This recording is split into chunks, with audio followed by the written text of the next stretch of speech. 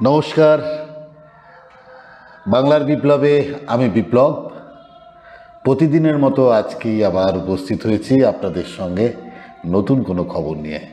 হ্যাঁ, অত্যন্ত একটি ভালো খবর আছে। যে খবরটা হচ্ছে যে দেশে প্রথম হাইড্রোজেন ট্রেন চালু হলো। আসলে এই হাইড্রোজেন ট্রেন চালু হলে তাতে আপনার কি লাভ হবে, এটা তো আপনি প্রশ্ন করতেই পারেন যে হাইড্রোজেন ট্রেন চালু হলে সাধারণ মানুষের কী লাভ। না, সাধারণ মানুষের কথা ভাবা হচ্ছে না। দেখুন, প্রতিদিন একটু একটু করে পৃথিবীর উষ্ণতা বাড়ছে, দূষণের মাত্রা বাড়ছে।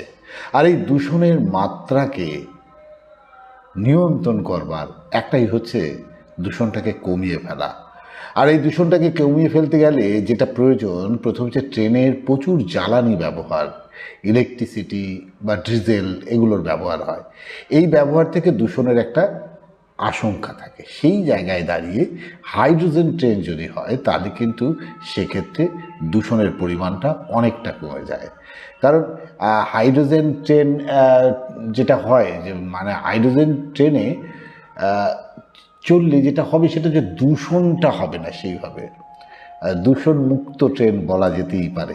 এবার আপনার প্রশ্ন হচ্ছে যে হাইড্রোজেন ট্রেন মূলত চলবে কিভাবে, আর এটা হয় কিভাবে, অনেকগুলো প্রশ্ন। ইলেকট্রিকের ব্যাপারটা তো আপনাদের জানা আছে, ডিজেলের ব্যাপারটা জানা আছে।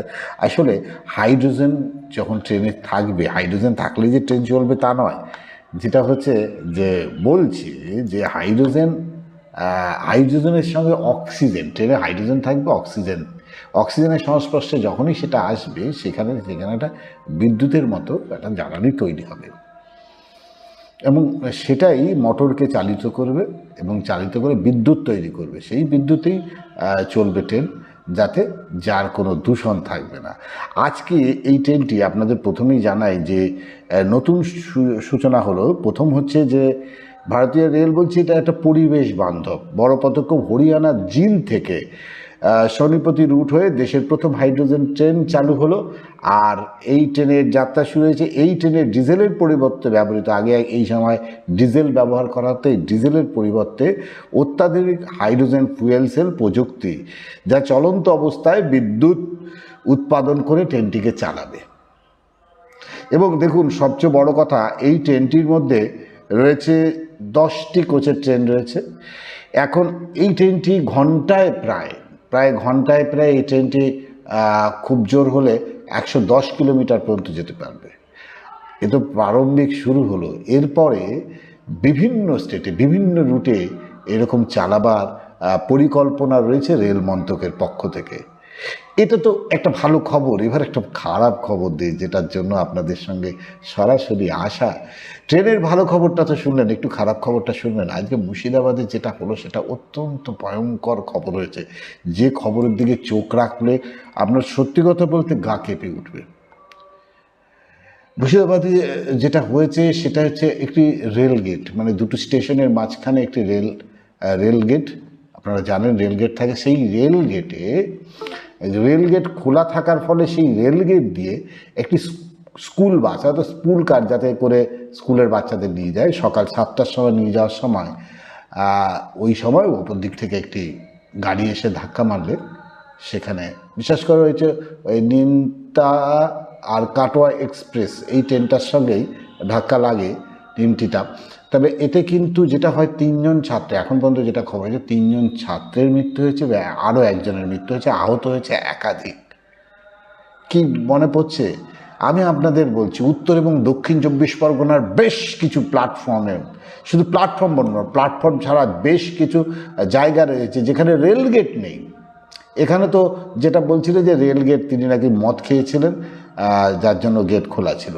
কিন্তু আপনাকে বলে যে উত্তর এবং দক্ষিণ 24 পরগনার বেশ কিছু রেলগেটে কোনো রেল গেটই নেই, মানে জাস্ট রাস্তায় এসে উঠে গেছে রেল লাইনের উপর, তার উপর দিয়ে ওই মোটর ভ্যান, বিভিন্ন যানবাহন চলছে, মাঝে মাঝেই অ্যাক্সিডেন্ট লাগছে। তো সেক্ষেত্রে রেল প্রশাসন কাদের শাস্তি দেবেন? এটা কিন্তু একটা প্রশ্নচিহ্ন থেকেই যাচ্ছে। আরেকটি বিষয় হচ্ছে, দেখবেন আমাদেরও কিছু ক্ষেত্রে দোষ আছে। আমরা যখনই রেল লাইন পার হই, বিশেষ করে বারুইপুরের ক্ষেত্রে, একবার যদি রেলগেট পড়ে যায় তাহলে মানুষের আতঙ্ক আছে কখন খুলবে কোনো ঠিক নেই।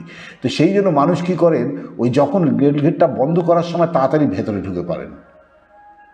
এই সময় যদি কোনো মেল ট্রেন থাকে সেক্ষেত্রে কিন্তু আশঙ্কা থাকে, বিশেষ করে খড়দার ক্ষেত্রে। উত্তর 24 পরগনায় খড়দায় এমন ঘটনা ঘটেছিল। খড়দায় রেলগেট ফেলতে ফেলতে ফেলতে ফেলতে এত জাম হয়ে যায় ওই জায়গায়, রেলগেটটা ফেলতে দেরি হতে হতে একটি পুলখানের এত ব্যস্ততা থাকে একটি টাটা সুমোর, সেটি ভেতরে ঢুকে যায় এবং যথারীতি গেট পড়ে গেলে আর লক খোলা যায় না।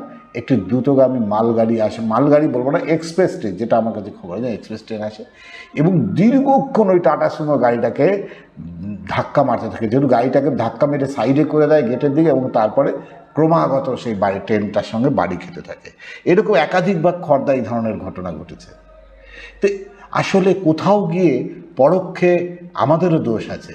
রেলগেট পড়ার জন্য আমাদের এত তাড়া থাকে যে আমরা রেলগেটটা ওভার করার জন্য আমরা কিন্তু একদম নিজেদের বিপদ নিজেরাই ডেকে আনি। তবে এক্ষেত্রে আমার প্রশ্ন, দেখুন সরকার সরকারের মতো করবে, আমরা আমাদেরকে সচেতন থাকতে হবে। যেখানে রেলগেট নেই, গার্ড নেই, সেই রেলগেটগুলো পারাপারের সময় কিন্তু অনেকটা সাবধানতা নিতেই হবে। তাহলে কি বলছেন, কি মনে হচ্ছে, আমার কথাগুলো যুক্তি আছে কি না? ঠিক আছে, আপনার গুরুত্বপূর্ণ মতামত আপনি সোজাসুজি এখানে জানাতে পারেন কমেন্টের মাধ্যমে। আজ এখানেই শেষ করব। ভালো থাকবেন, সুস্থ থাকবেন, দেখতে থাকবেন বাংলার বিপ্লব, বিপ্লবের সাথে। নমস্কার।